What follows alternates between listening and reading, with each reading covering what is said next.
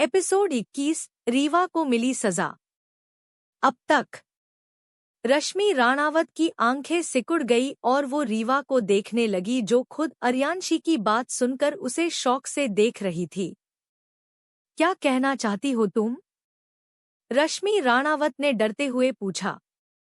वैसे भी अगर वो नहीं भी पूछती तब भी आज खुलासा होकर ही रहता, इसलिए उन्होंने अंजना बनने का नाटक किया। मिस दीवान, आपकी बेटी ने ना सिर्फ मेरा एक्सीडेंट किया बल्कि ये अफवाह फैलाई कि आकृति भाभी का बाहर उनके कॉलेज फ्रेंड के साथ चक्कर चल रहा है। अब आगे इसने एक बहन होने के नाते ना सही पर एक लड़की होने के नाते ही दूसरी लड़की की इज्जत को तार तार करने से पहले एक बार सोचा होता तो आज तुम इस तरह सर झुकाए डरी सहमी नहीं खड़ी होती। मिस रीवा। आर्या रीवा की तरफ बढ़ी और उसे देखकर आगे बोली, तुम्हें डर नहीं लगा कि जिस बाप ने तुम्हें पूरा परिवार दिया, अपना नाम दिया और तुमने उनकी ही बेटी का बुरा करना चाहा और सोच रही थी कि किसी को कहाँ पता चलेगा? क्यों? Shut up. अपना मुंह बंद रखो। मैंने कुछ नहीं किया। दी का सच में उनके दोस्त के साथ अफेयर था और सबने देखा कि वो उस दिन उसके साथ घर छोड़कर जाने वाली थी, लेकिन मैं सबको लेकर सही टाइम पर वहां पहुंच गई, वरना वो अब तक राणावत खानदान की नाक कटा चुकी होती। रीवा जो डर रही थी उसमें पता नहीं कहां से हिम्मत आई कि उसने आर्या का सामना करते हुए कहा, नाक कट जाती सीरियसली? अर्यांशी उसके एकदम सामने आ गई जिससे वो डरकर 2 कदम पीछे हट गई। तुमने भाभी को बदनाम करने के लिए सभी घर वालों को अपनी बातों में फंसाकर वही दिखाया जो तुम दिखाना चाहती थी, और मजे की बात देखो जो तुमने कहा वही इन लोगों ने देखा। लेकिन किसी ने भी जिनकी वो बेटी बहन थी उनसे एक बार भी सफाई नहीं मांगी और ना ही एक्सप्लेन करने का मौका दिया, बल्कि उन्हें भला बुरा बोला और सजा दी गई। उसकी बात सुनकर शेखर राणावत का सर झुक गया। आनिक्य को अपनी बहन से कोई शिकायत नहीं था, लेकिन उसके होते हुए इतना सब हो गया इस बात का गिल्ट उसे भी था। वहीं अर्यांशी थोड़ा रुकी फिर आगे बोली, जबकि सच्चाई इससे काफी अलग थी। ऐसा कभी कुछ था ही नहीं, बल्कि ये एक सोची समझी साजिश थी जिसमें भाभी के दोस्त और उनकी बेस्ट फ्रेंड दोनों रीवा से मिले हुए थे और उन दोनों ने आकृति भाभी को धोखे से झूठ बोलकर उस रात बुलाया और उनके साथ जबरदस्ती करने की कोशिश। कहते कहते वो रुक गई और उसकी आंखें जो गुस्से से लाल थी उनमें नमी उतर आई।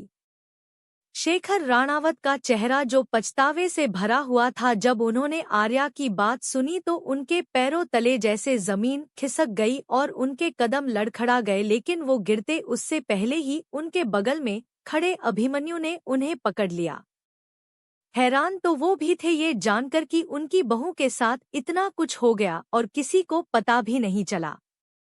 वहीं अभीर हैरान नहीं था, बल्कि वो सारी सच्चाई पहले से जानता था, लेकिन वो चुप रहा सिर्फ इसलिए क्योंकि उसे आकृति से शादी करनी थी।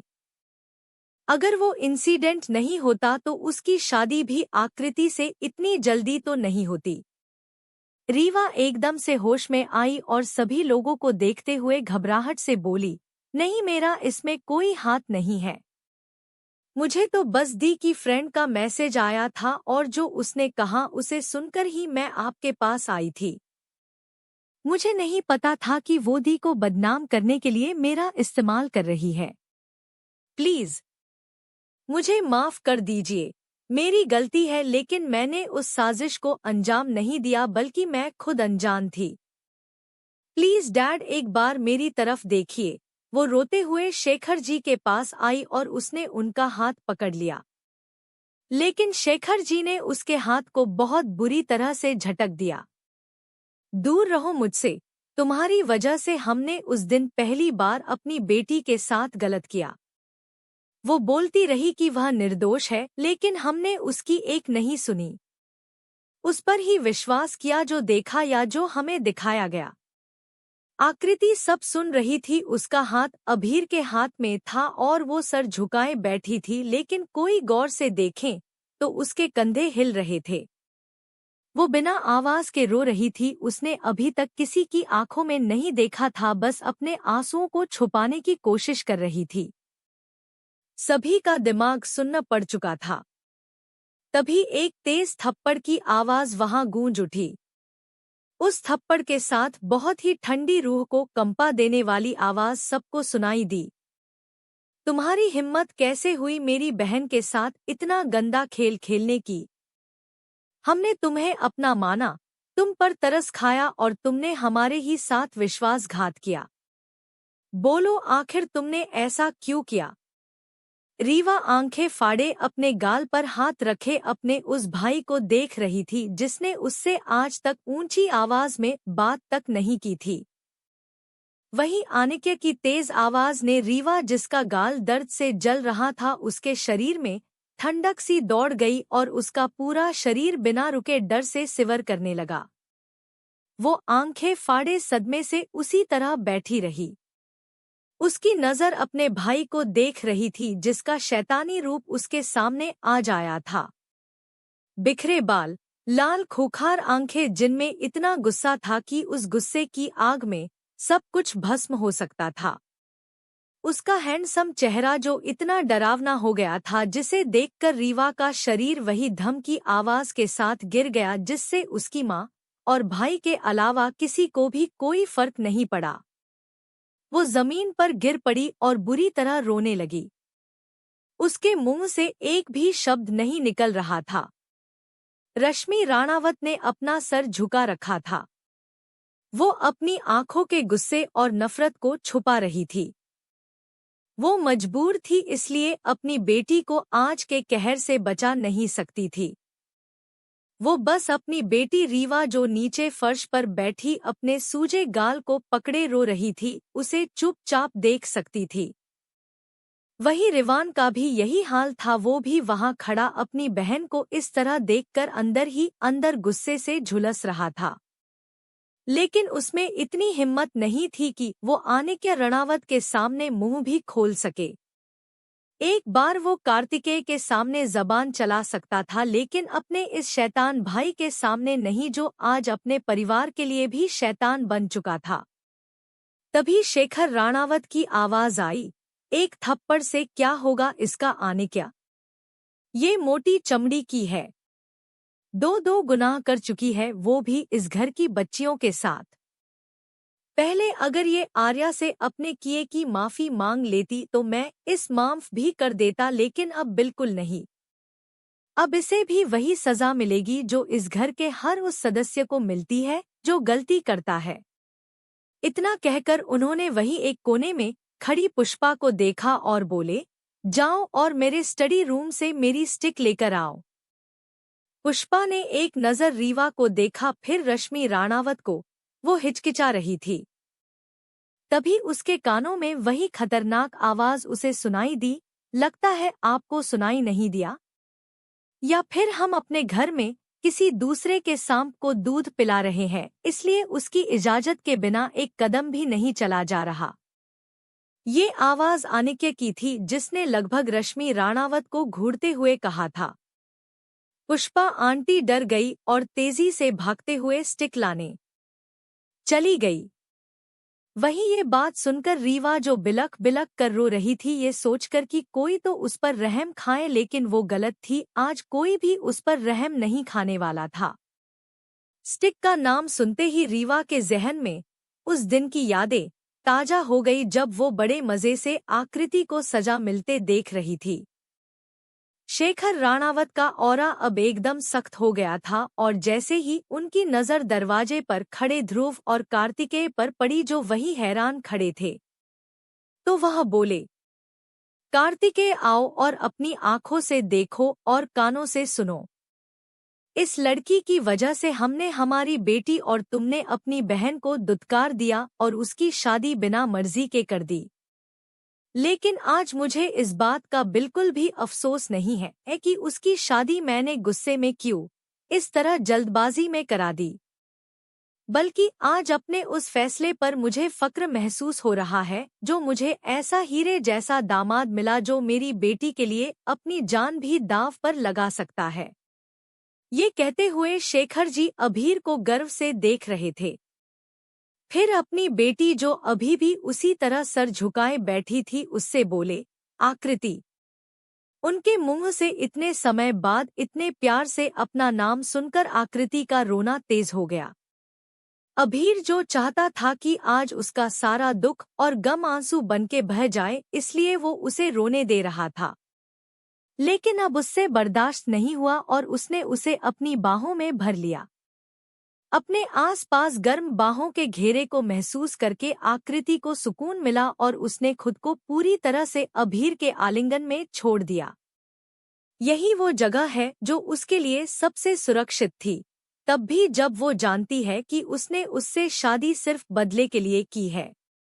फिर भी ना चाहते हुए भी उसके दिल को उसी से प्यार हुआ जो उसे दर्द देना चाहता था। वहीं कार्तिकेय सदमे में खड़ा अपनी बहन को रोते हुए देख रहा था। वो उसके पास आया और उसके सामने झटके से अपने घुटनों के बल बैठ गया। आकृति की नजर एकदम से अपने भाई पर पड़ी जिसकी आंखों से आंसू बह रहे थे। कार्तिकेय ने अपने हाथ जोड़ लिए और कहा, मैं तुम्हारा दोषी हूँ कृति। जहाँ एक भाई अपनी बहन की रक्षा करने का वचन लेता है और जिंदगी भर निभाता है, वहीं मैंने तो तुम्हारी रक्षा करने की जगह तुम्हें ही गलत समझा। अगर आज आर्या हमें सच नहीं बताती तो हम कभी समझ ही नहीं पाते कि उस दिन आखिर क्या हुआ था। तब आने के यहाँ नहीं था और सब मुझे ही संभालना था, पर मैंने क्या कर दिया, तुम्हें उसी हाल में छोड़ कर आ गया। जबकि गलत तो तुम्हारे साथ हुआ था, लेकिन हमने गलत समझा तुम्हें। माफ कर दो बहन, बस एक आखिरी बार, उसके बाद तुम्हारा ये भाई अब कभी भी कोई शिकायत का मौका नहीं देगा। अगर दिया तो? आकृति ने रोते हुए ही पूछा। अगर दिया तो तुम मुझे भी उसी स्टिक से मारना जिससे डैड ने तुम्हें सजा दी थी, और मैं बस देखता रहा। ये कहते हुए उसने अपना सर शर्मिंदगी और पछतावे से झुका लिया।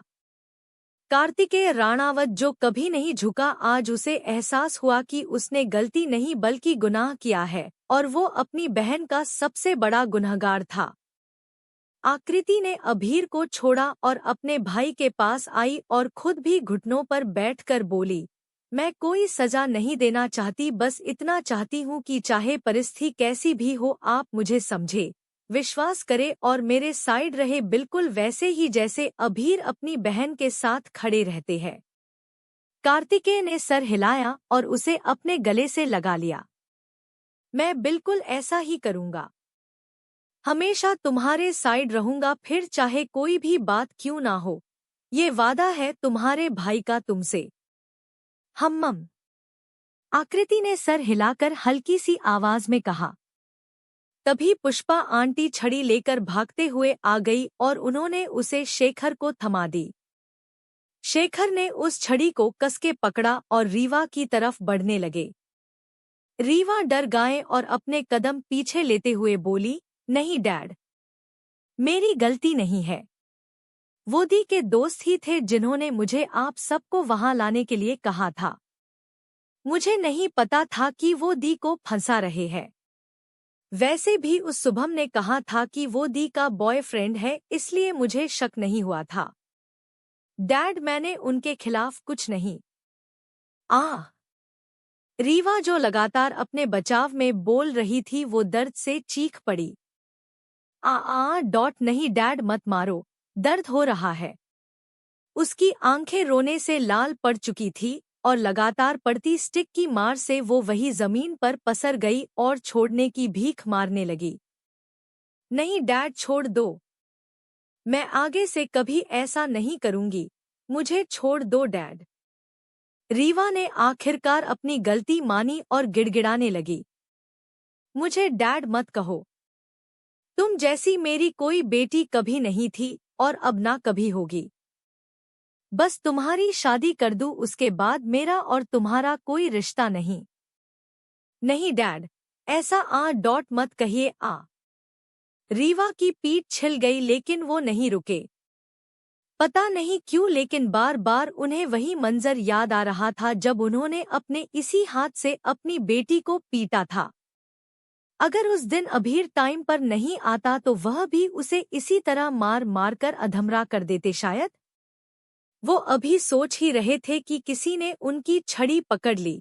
जब वो मुड़े तो उनकी आंखें सिकुड़ गई। वही रश्मि राणावत ने रोते हुए उन्हें पुकारा, पापा। और रोते हुए उनके गले लग गई और बोले, देखिए पापा, इन्होंने मेरी बच्ची की क्या हालत कर दी। आज वही हुआ जिसका मुझे डर था। आज अपने खून के आगे इन्हें उस बेटी का दर्द भी नजर नहीं आ रहा जो कभी इनकी जान हुआ करती थी। ये बात तुम्हारे मुंह से अच्छी नहीं लगती रश्मि, जिसने खुद मेरे बच्चों और अपने बच्चों में भेदभाव किया हो। शेखर ने गुस्से से दांत पीसकर कहा और अपनी स्टिक को निरंजन दिवाकर के हाथ से छुड़ा लिया। तुमने आज हद पार कर दी है शेखर। मैंने इसलिए अपनी बेटी की शादी तुमसे नहीं करवाई थी कि तुम एक दिन उसके बच्चों को इस तरह पीटो। ये बात कहने आप अब आ रहे हैं मिस्टर दीवान, जब सारा तमाशा, मौत का खेल और सगाई की पार्टी सब कुछ बर्बाद हो चुका है। आपको देखकर साफ लग रहा है कि आप मुझसे बचने की कोशिश कर रहे हैं, जैसे आपको डर हो कि कहीं आपका भी कोई सच आपकी इस प्यारी नातिन की तरह खुल ना जाए। क्या हुआ? आवाज नहीं निकल रही। अक्सर उनकी ही बोलती बंद होती है, जिन्हें सफाई देने और पंगा लेने से बचना होता है। मिस्टर दीवान कुछ बोल भी नहीं पा रहे थे। उन्हें उसकी आंखें ऐसी लग रही थी जैसे वो कोई स्कैनर हो और उन्हें पढ़ने की कोशिश कर रही हो। वरना क्या मिस्टर दीवान? अर्यांशी का चेहरा सख्त हो गया और आवाज ठंडी। ए लड़की, अपनी हद में रह, वरना। अंकल दीवान, आपका चेहरा देखकर मैं साफ बता सकती हूँ कि मेरा बीच में बोलना आपको अंदर तक चुभ गया है। क्यों है ना? ऐसी ही बात है। निरंजन दीवान हड़बड़ा गए लेकिन उन्होंने अपने भावों को बदलने नहीं दिया और मुड़कर देखा तो सामने अर्यांशी खड़ी थी, जिसे देखकर उनके भाव बदसूरत हो गए। एपिसोड 22। अब इसकी सुंदरता आसमान छू रही है। क्या हुआ? आवाज नहीं निकल रही। अक्सर उनकी ही बोलती बंद होती है, जिन्हें सफाई देने और पंगा लेने से बचना होता है। आपको देखकर साफ लग रहा है कि आप मुझसे बचने की कोशिश कर रहे हैं, जैसे आपको डर हो कि कहीं आपका भी कोई सच आपकी इस प्यारी नातिन की तरह खुल ना जाए। अब आगे अर्यांशी ठाकुर, अपनी हद पार मत करो। पहले ही तुम मेरी बेटी के साथ इतना सब कुछ कर चुकी हो और अब तुम मेरे पापा को भी फंसाना चाहती हो। फंसाना, वो भी मैं? उसने खुद की तरफ उंगली करके सवाल भरी नजरों से देखा, उसके बाद जमीन पर बुरी हालत में गिरी रीवा को देखकर बोली, अभी तो आपकी बेटी को उसके किए कर्म की बस थोड़ी सी सजा मिली है। अभी तो बस मेरी भाभी के साथ जो गलत हुआ उसका हिसाब प्यार हुआ है, लेकिन मेरा एक्सीडेंट करके ये को वहां से गायब हुई बिना ये देखे कि मैं मर गई हूँ या जिंदा हूँ। सजा तो अभी बाकी है मिस दीवान, इसलिए अपने पापा को लेकर एक कोने में खड़ी हो जाइए, वरना चपेटे में आप भी आ सकती हो। देखो, रीवा को पहले ही इतनी मार पड़ चुकी है और एक्सीडेंट उसने कोई जानबूझकर नहीं किया था। इस बार उसे जाने दो, वो पहले से ही बेहोशी की हालत में है। रश्मि राणावत ने अपना घमंड छोड़ दिया और लगभग माफी मांगने वाले लहजे में उससे रिक्वेस्ट करने लगी। क्या किसी को मौत के मुंह में पहुंचा देना छोटी बात है रश्मि? अभिमन्यु ठाकुर अपनी कड़क आवाज में बोले और अर्यांशी के पास खड़े हो गए। देखिए भाई साहब, आप जो भी कहोगे हम करेंगे, लेकिन बस एक आखिरी बार मेरी बच्ची को छोड़ दीजिए। मानती हूँ उसने नफरत में आकर बहुत बड़ा गुनाह किया है, पर है तो वह अभी बच्ची ही ना समझ है और लाड़ में इतना ज्यादा बिगड़ गई है कि उसे अपने आगे अब कोई दिखता ही नहीं है, जिसका ही फल आज वो भोग रही है। आप देखिए उसकी हालत, वो सदमे में है इस बात को लेकर कि जिससे वो इतना प्यार करती है उसी बाप ने उसे आज इतना मारा कि वो हिल भी नहीं पा रही है। आप चाहे तो मैं हाथ जोड़ती हूँ। जोड़ती हूँ से क्या मतलब है आपका? आप कोई एहसान नहीं कर रही है हमारे सामने हाथ जोड़कर, बल्कि आपकी परवरिश ही ऐसी है कि आपको हाथ क्या पता नहीं क्या क्या जोड़ना पड़ेगा। अर्यांशी ने उन्हें घूरते हुए कहा। उसके शब्द ऐसे थे कि सामने वाले को मिर्ची लग जाए। रश्मि राणावत का दिल गुस्से और नफरत से जल रहा था। वहीं निरंजन दीवान के दिमाग में तो कुछ और ही चल रहा था। वो सोच रहे थे, ये लड़की तो फिर से पहले जैसी हो गई है। अब मेरा सपना इसके नाना जी के उस बेशकीमती जड़ी बूटियां से भरे फार्म हाउस को अपने कब्जे में करना कहीं सपना ही ना रह जाए। नहीं इतनी मुश्किल से हाथ आई चीज को ऐसे ही नहीं जाने दूंगा।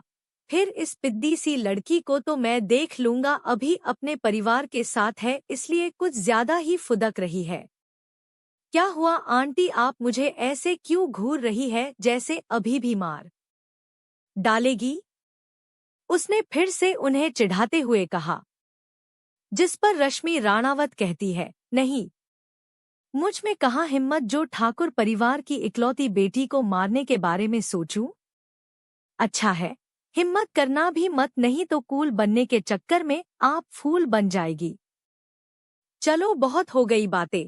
जैसा कि आपने कहा कि आपकी बेटी की पहले से ही हड्डियां टूट चुकी है तो मैं उसकी और हड्डियां नहीं तोड़ूंगी, लेकिन मेरी एक शर्त है। कैसी शर्त? रश्मि राणावत ने घबराते हुए पूछा। कुछ भी कहो, लेकिन वो इस नई आर्या से डरने लगी थी। पता नहीं वो कब कौन सा बॉम्ब फोड़ दे, किसे पता। अब उन्होंने सोच लिया था कि वो इस लड़की से जितना हो सके दूर रहेगी, साथ ही अपने बच्चों को भी दूर रखेगी। शर्त बहुत आसान है, आपकी बेटी को मुझसे घुटनों के बल बैठकर हाथ जोड़कर माफी मांगनी होगी और मेरी एक डिमांड पूरी करनी होगी। डिमांड? अभी रश्मि के मुंह से ये निकला ही था कि उसे उसकी आगे की बात सुनाई दी। आप ये दोनों शर्त पूरी करें, उसके बाद मैं पुलिस को बुलाने का विचार छोड़ दूंगी और आपकी बेटी को एक आखिरी मौका जरूर दूंगी। कैसे नहीं देती? आखिर आपकी इसी लायक बेटी की वजह से मुझे मेरा शरीर, पहचान, नाम, परिवार सब कुछ मिल गया है। अब आगे का सब कुछ मैं संभाल लूंगी। आर्या ने मन ही मन मुस्कुराते हुए सोचा। वहीं पुलिस का नाम सुनकर रश्मि डर गई। डर तो जमीन पर निढाल पड़ी रीवा भी गई थी, इसलिए वो जल्दी से उठ बैठी और बोली, मैं तुमसे माफी मांगूंगी लेकिन तुम पुलिस को नहीं बुलाओगी। ठीक है, मेरी दोनों शर्त पूरी करो और पालो एक और मौका जिंदगी जीने का। वो लापरवाही से पर अपनी इविल स्माइल छुपाकर बोली। उसकी वो स्माइल सिर्फ दो लोगों ने देखी थी, पहला अभीर और दूसरा आनिक्य, जिसका इंटरेस्ट उसे लेकर बढ़ता ही जा रहा था और ये बात वरदान साफ देख पा रहा था। रीवा ने भी वैसा ही किया। वो अपने घुटनों के बल बैठ गई और हाथ जोड़कर बोली, प्लीज आर्या, मुझे माफ कर दो।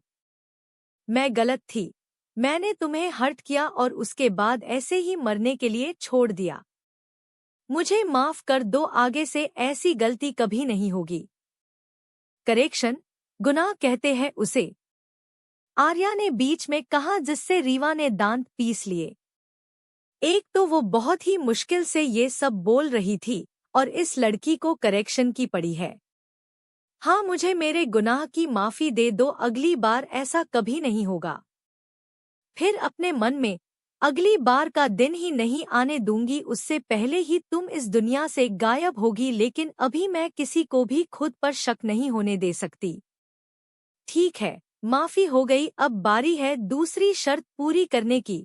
क्या है तुम्हारी दूसरी शर्त? उसने पूछा। तो आर्या ने एक छोटी सी किलर स्माइल उसे पास कर दी। फिर उसकी नजर रश्मि राणावत के गले में पहले चांद हार पर अटक गई और चमकने लगी।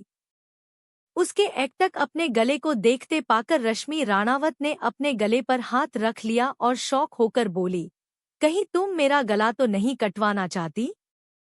उनकी बात सुनकर सभी आर्या को सवालिया नजर से देखने लगे। वहीं उनकी बात सुनकर वो मुस्कुराकर कहती है, आप बिल्कुल सही सोच रही है। मैं आपके गले को काटना तो जरूर चाहती हूँ, लेकिन नहीं। रश्मि राणावत डरकर पीछे हट गई। उन्हें ऐसे डरकर दूर भागता देखकर आर्या को हंसी आ गई और वो हंसने लगी। हा हा हा हा। उसकी हंसी की खनक पूरी राणावत हवेली के टेंशन को एक पल में ही कम कर गई और सभी मुस्कुराने लगे, सिवाय कुछ लोगों को जिन्हें उसकी हंसी चुभ रही थी। विशाखा जी बोली, पागल कहीं की।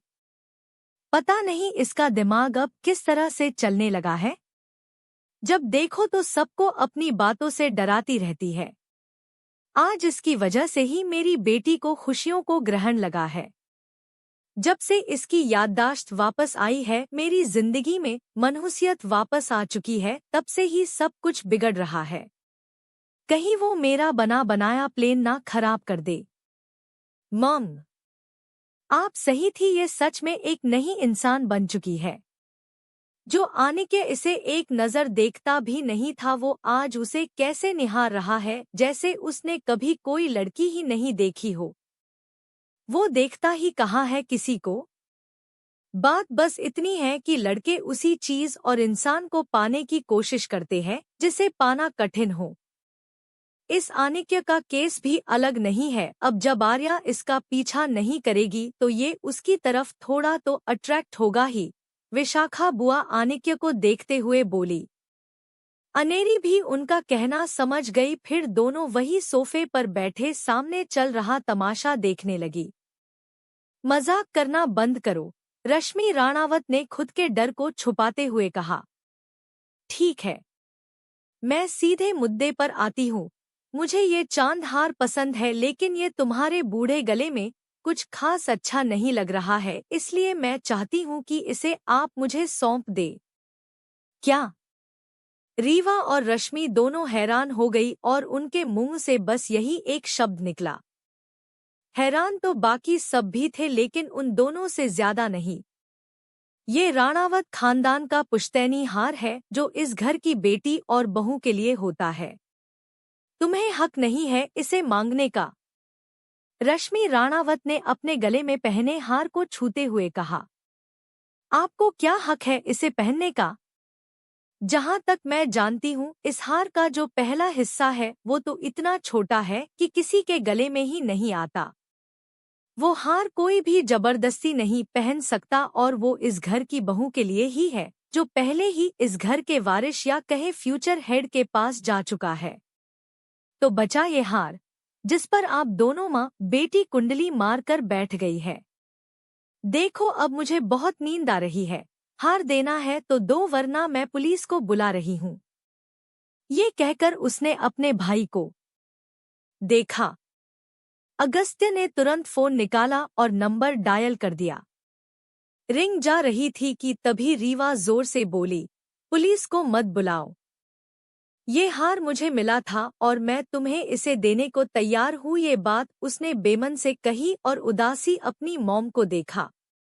रश्मि राणावत ने कुछ सोचा, उसके बाद उस हार को अपने गले से निकालकर आर्या को देते हुए बोली, मुझे नहीं पता था कि तुम्हारी जान की कीमत एक हार से तोली जा सकती है। तुम ठाकुर परिवार की बेटी होकर भी खुद को इस हार की सुंदरता के मोह से बचा नहीं पाई, हो ही गई लालची। बातें अच्छी कर लेती है आप मिस दीवान, लेकिन मुझसे ज्यादा अच्छी नहीं।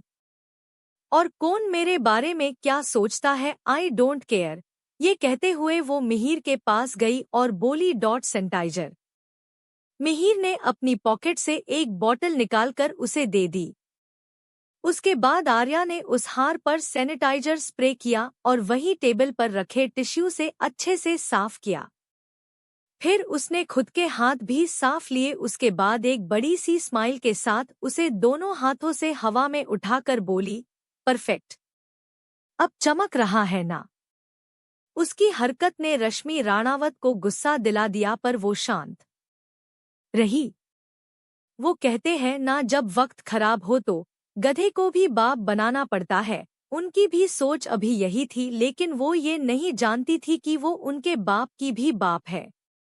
वहीं आनिके की आंखें कंफ्यूजन में उसे देख रही थी। तभी वरदान बोला, तुझे क्या लगता है उसने हार क्यों मांगा? ध्रुव भी जवान के लिए आनिक्य को देखने लगा।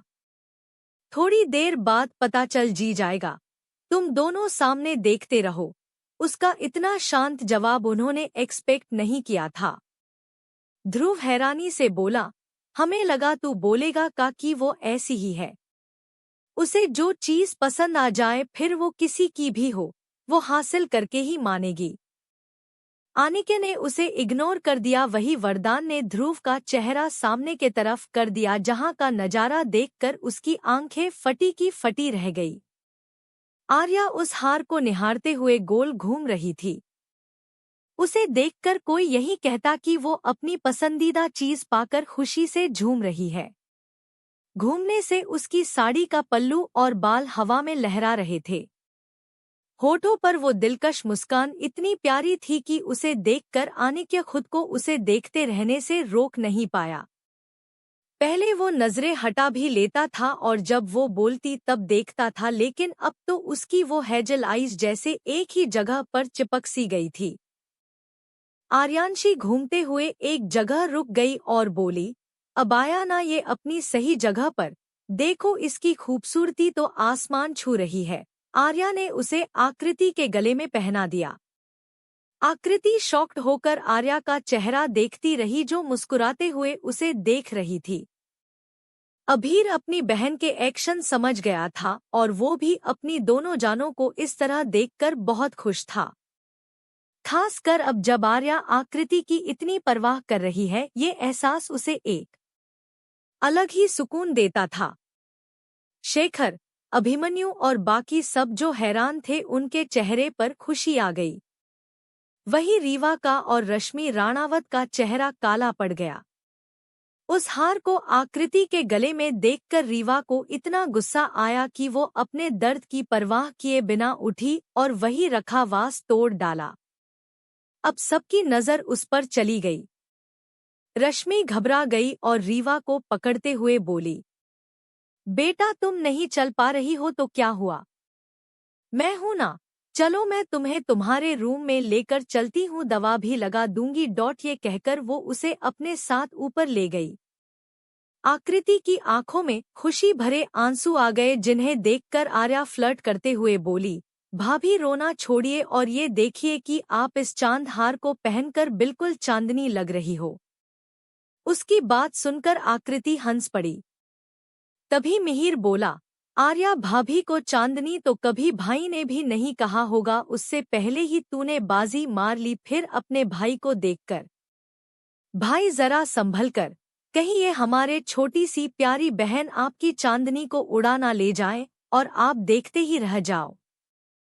अभीर ने उसे घूर कर देखा, जिससे मिहिर अगस्त्य के पीछे छुप गया और बोला, मैंने कुछ नहीं कहा। तभी शेखर आर्या के पास आए और उसके सर पर हाथ रखकर बोले, आज तुम्हारी वजह से मेरी बेटी उस बोझ से आजाद हो गई जिसे हमने उसके ऊपर अनजाने में डाल दिया था।